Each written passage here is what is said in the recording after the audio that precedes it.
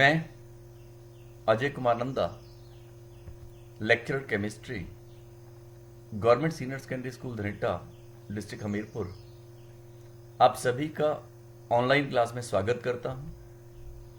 प्यारे बच्चों, आज हम स्ट्रक्चर ऑफ एटम में quantum mechanical model of atom की बात करेंगे।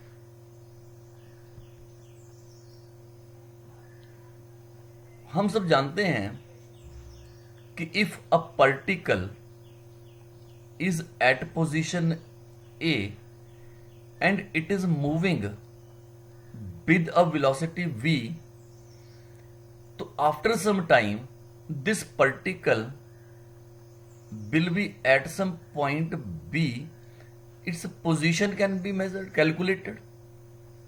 अगर पॉइंट ए पर ये है, वेलोसिटी v के साथ मूव कर रहा है, तो कुछ टाइम के बाद इसकी पोजीशन क्या होगी, that can be measured accurately, उसको कैलकुलेट किया जा सकता है।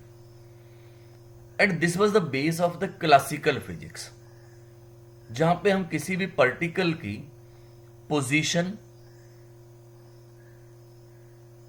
और वेलोसिटी, दैट इज, अगर वेलोसिटी पता है, मास पता है, तो mass into velocity, that is momentum, तो हम लोग किसी भी पार्टिकल की पोजीशन और momentum simultaneously with absolute accuracy माप सकते हैं।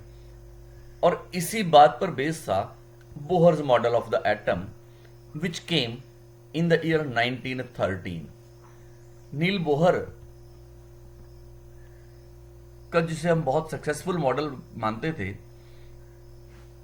उसमें उन्होंने कहा कि एटम के सेंटर में न्यूक्लियस है and the electrons which a particle nature, they revolve around nucleus in certain fixed circular orbits।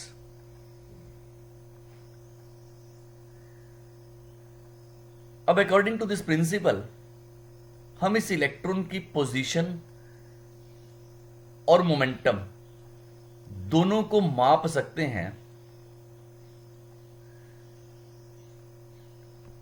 According to the Bohr's model. But in the year 1924, Louis de Broglie said that matter behaves like a wave।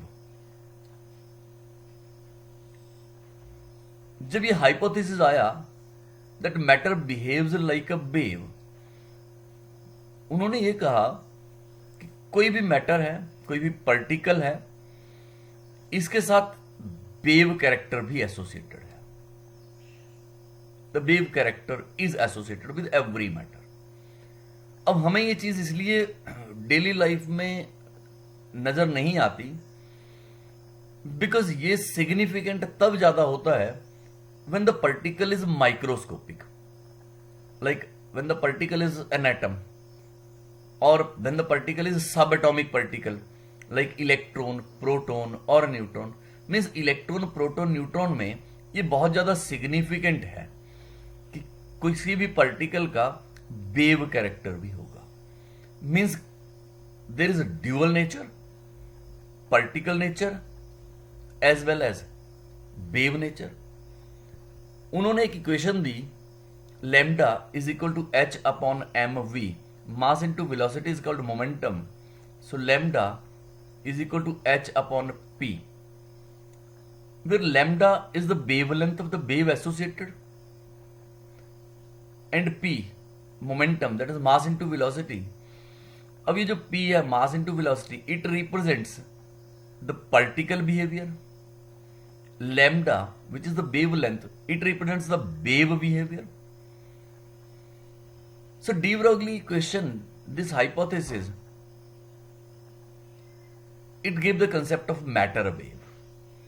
और इस matter wave की wavelength depends upon the mass and velocity. But in the year 1927, German physicist Werner Heisenberg, he said that it is not possible to measure both position and momentum with absolute accuracy for a microscopic particle with absolute accuracy. अब उन्होंने दो चीजें कही, one was position and other was momentum. लेकिन जैसे मैं पहले कह रहा था कि क्लासिकल फिजिक्स जिसका यूज बोहर मॉडल में किया गया, उसमें यह कहा जाता था, उसमें यह माना गया था कि पार्टिकल की पोजीशन भी हमें पता है, उसकी वेलोसिटी भी हमें पता है, मींस उसका मोमेंटम भी पता है. जब हम किसी पार्टिकल की दोनों चीजें एब्सोल्यूट एक्यूरेसी के साथ माप सकते हैं, it was proposed in the Bohr model. But जब हाइजेनबर्ग अनसर्टेनिटी प्रिंसिपल आया इन द ईयर 1927, तो it was a major setback to the Bohr model. Heisenberg ने कहा कि जो अनसर्टेनिटीज हैं पोजीशन में और मोमेंटम में, इनका product it is more than h/4 pi. This we have studied in the previous lecture. पर यहां ये जो अनसर्टेनिटीज हैं, this uncertainties they are not observed for ordinary objects. For ordinary objects, they are almost meaningless because they are very small for them. They are significant for very small particles like atoms or subatomic particles like electrons, protons or neutrons. So in the light of these two principles, that is the wave particle duality which was given by de Broglie and the uncertainty principle which was given by Heisenberg, Bohr's model became unacceptable. जब Bohr का model unacceptable हो गया, then came a new branch of science, and this new branch of science was called quantum mechanics. Then came into light quantum mechanics.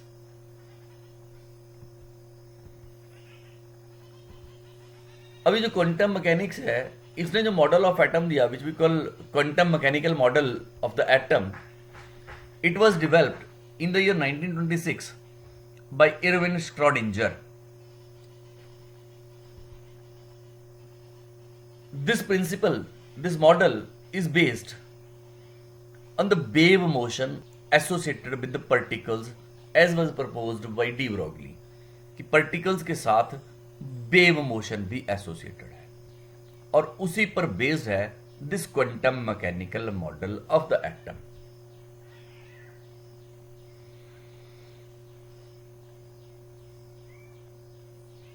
For the wave motion of electron in 3-dimensional space around the nucleus, an equation was put forward by स्क्रॉडिंजर.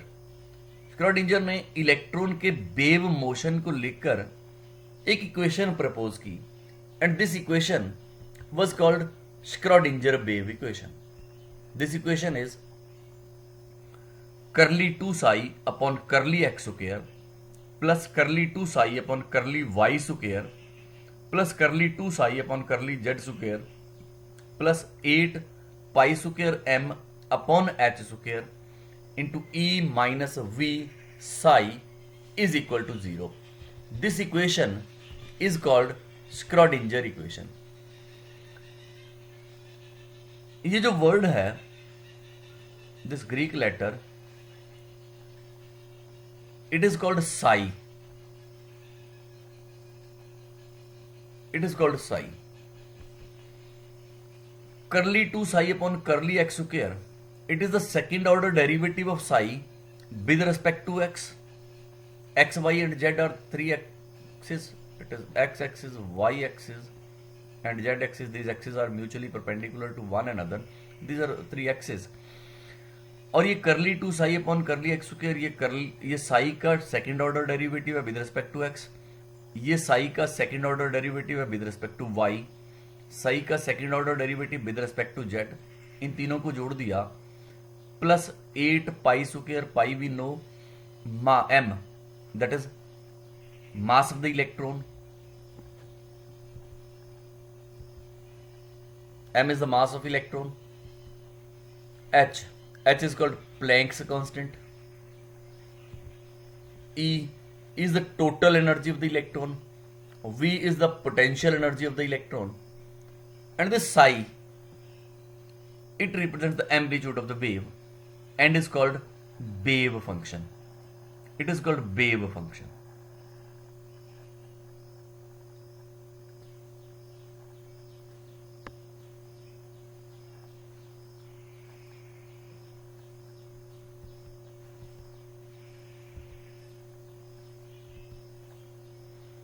The solution of this equation gives the values of E, that is the total energy of the electron, and psi, that is the wave function for the electron. E represents the quantized value of energy which the electron can have in an atom. अब quantized value of energy, जैसा हमने Planck's quantum theory में कहा था कि energy is quantized, that was for photons हमने कहा था E is equal to H new.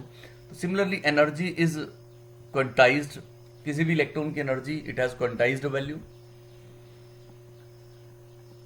और साई की वैल्यू जो है, psi which is called wave function और orbital wave function, or simply we can call it atomic orbital. These values are obtained from this equation. Now ये जो psi है, what is the significance of psi?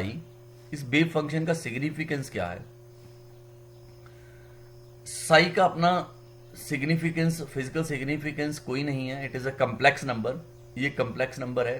Complex number बच्चों आपने पढ़ा होगा maths में, वो नंबर होते हैं which contain an imaginary part in them. Imaginary part means which contain iota in them. जैसे अगर इस तरह का एक नंबर है, A and B are the real numbers, then this number is called a complex number. So this जो psi है wave function, it is a complex number. और जब इस पर हम लोग कुछ mathematical operations करते हैं तो it gives a lot of information. For example, the square of this number, it gives the amplitude of the electron wave. ये इलेक्ट्रॉन वेव के एम्पलीट्यूड को हमें बताता है.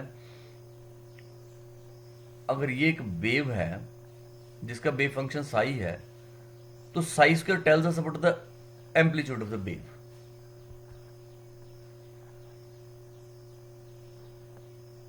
और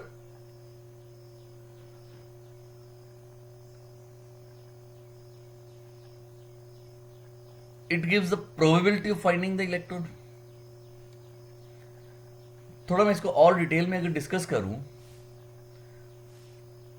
अगर हम लोग जैसे अदर काइंड ऑफ वेव्स की बात करें तो उनमें जो एम्पलीट्यूड का स्क्वायर होता है, that gives us intensity of that wave. Like light है, अगर लाइट में हम लोग स्क्वायर ऑफ एम्पलीट्यूड की बात करें तो it tells us about the intensity of light, कितनी ज्यादा इंटेंसिटी लाइट की है. तो सिमिलरली जब हम इलेक्ट्रॉन्स के केस में साई का स्क्वायर करते हैं तो it tells us about the electron density in that area. उस एरिया में इलेक्ट्रॉन की डेंसिटी की बात करता है. Means it talks about the probability of the electron, कि उस एरिया में इलेक्ट्रॉन कितनी प्रोबेबिलिटी है. क्या बहुत ज्यादा, अगर उसकी इंटेंसिटी बहुत ज्यादा है, बहुत ज्यादा इलेक्ट्रॉन डेंसिटी है, तो probability will be very high. तो कहीं ना कहीं psi square represents the probability of finding the electron at that point, और it talks about the electron density at that point. और वो जो region around the nucleus electron density को represent करता है, the region which represents the electron density, that is called an orbital. उसे हम लोग ऑर्बिटल कहते हैं. For example, if it is the nucleus, अगर ये न्यूक्लियस है और यहां पे आप देखेंगे इंटेंसिटी बहुत ज्यादा है इस एरिया में, तो लगता है कि इस एरिया में इलेक्ट्रॉन की प्रोबेबिलिटी बहुत ज्यादा है. यहां पे डेंसिटी कम हो गई है इन द आउटर एरिया, तो यहां पर इलेक्ट्रॉन की प्रोबेबिलिटी भी कम हो गई है. तो ये वाला जो एरिया है जहां पे इलेक्ट्रॉन के मिलने की प्रोबेबिलिटी है, this area is called orbital. इसे हम लोग ऑर्बिटल कहते हैं. सो एटॉमिक ऑर्बिटल हुआ क्या? It is the three-dimensional space around the nucleus within which the probability of finding the electron is maximum. ये वो एरिया है around the nucleus where the probability of finding the electron is maximum. अब तक जो हमने Bohr model में पढ़ा था कि electrons revolve in fixed circular paths called orbits, अब हम उस कंसेप्ट से बिल्कुल बाहर आ गए हैं. अब हम ये नहीं कहते कि इलेक्ट्रॉन फिक्स सर्कुलर ऑर्बिट्स में रिवॉल्व करते हैं. क्वांटम मैकेनिकल मॉडल कहता है कि न्यूक्लियस के अराउंड एक ऐसा एरिया है, एक ऐसा स्पेस है जहां पर इलेक्ट्रॉन के मिलने की प्रोबेबिलिटी बहुत ज्यादा है. Because electron is not a particle, it is like a cloud. Electron is not a particle. अब जब इलेक्ट्रॉन के मिलने की प्रोबेबिलिटी जहां पे बहुत ज्यादा है, that area is called orbital. It was the main thing of the quantum mechanical model. अब जरा मैं इसके फीचर्स की बात करूं. जैसा हमने पहले ही कहा कि जो एनर्जी ई की वैल्यू श्रोडिंगर वेव इक्वेशन से आती है, that is the quantized value of energy. So electron in atom can has quantized value of energy. These values are obtained from Schrodinger wave equation. The value of wave function psi is also obtained from the same equation. Psi is simply the function of coordinates. ये जो coordinates थे x, y, z उन पे उनका function था. इसका अपना कोई फिजिकल सिग्निफिकेंस नहीं है as such, but psi square it gives the probability of finding the electron. psi square की वैल्यू अगर ज्यादा है तो इलेक्ट्रॉन की प्रोबेबिलिटी बहुत ज्यादा है उस एरिया में. अगर साई स्क्वायर की वैल्यू कम है तो probability of finding the electron is also lesser. The next picture is psi square at different points. It helps us to predict the region of space around the nucleus where the probability of finding the electron is maximum, and this space is called orbital. So the next feature is it gives the concept of orbital. Because the electron can have many wave functions. Electron के लिए बहुत से, किसी electron के लिए wave functions की different values होती हैं. There can be different wave functions. So there are many atomic orbitals in an atom. एक एटम में there can be more than one atomic orbitals. और ये जो वेव फंक्शन है psi, it is characterized by 3 numbers.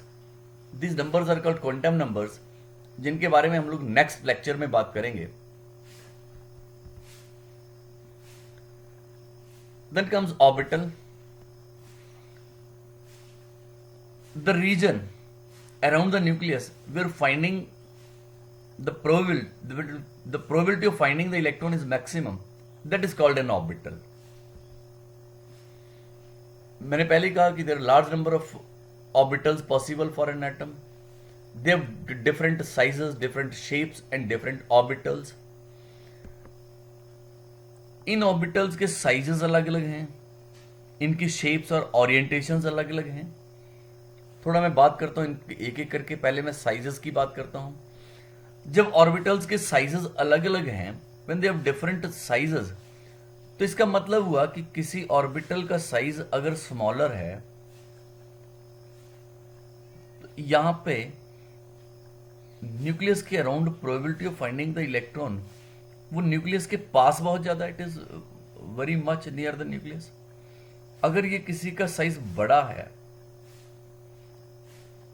तो यहां पे the probability of finding the electron nucleus के दूर भी ज्यादा है. दूर भी तो प्रोबेबिलिटी है. साइज छोटा होने का मतलब है कि the probability of finding the electron is more near the nucleus. There are more chances of finding the electron near the nucleus.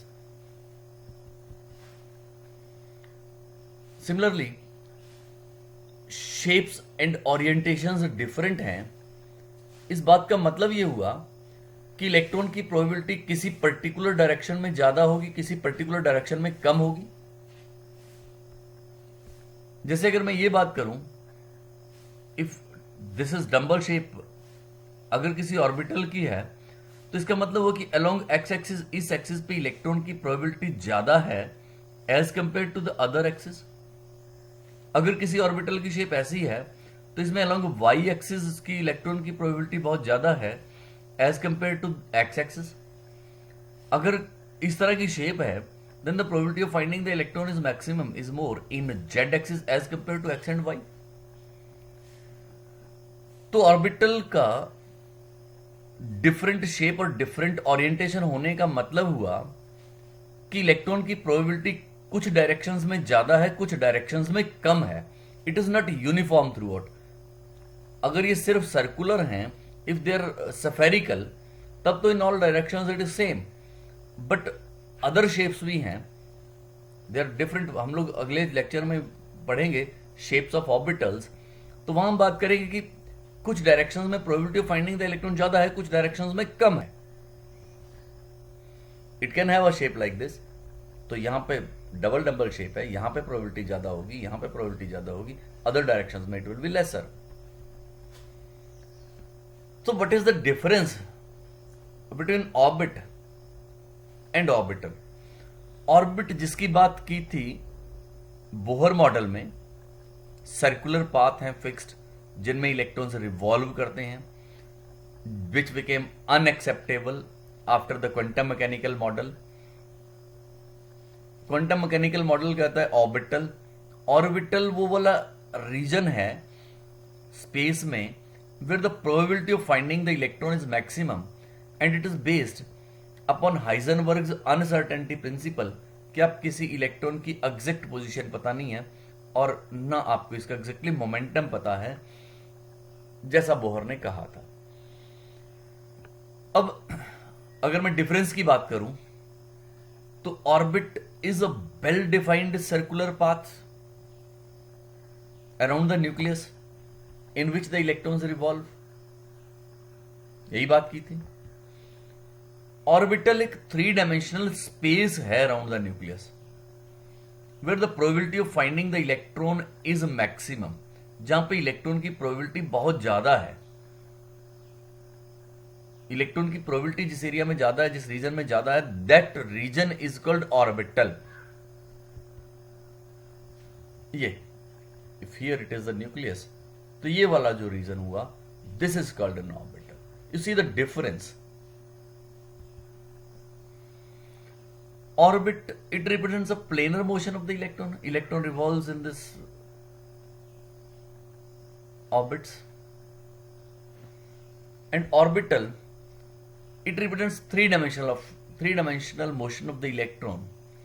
अगर मैं वैसे ही विजुअलाइज करूं मैं थोड़ी देर के लिए कि अगर इसको पार्टिकल की तरह भी मान के चलूं तो इट इज 3 डायमेंशनल मोशन। ये इस तरह से भी होगा, इस तरह से भी होगा, इस तरह से भी होगा। थोड़ा जो वेव नेचर इलेक्ट्रॉन की है उसको कंसेप्चुअली विजुअलाइज करना थोड़ा सा मुश्किल है, बिकॉज हम लोग जो ग्राफिकल रिप्रेजेंटेशन कर सकते हैं वो हम सिर्फ पार्टिकल नेचर की तरह से ही इसको कर सकते हैं। तो आई वाज सेइंग कि orbit it represents the planar motion and orbital it represents 3-dimensional motion. Orbits, they're circular in shape, and orbitals, they've got different shapes like spherical, dumbbell, double dumbbell, they have different shapes. So this was all about the quantum mechanical model which gave the concept of orbital.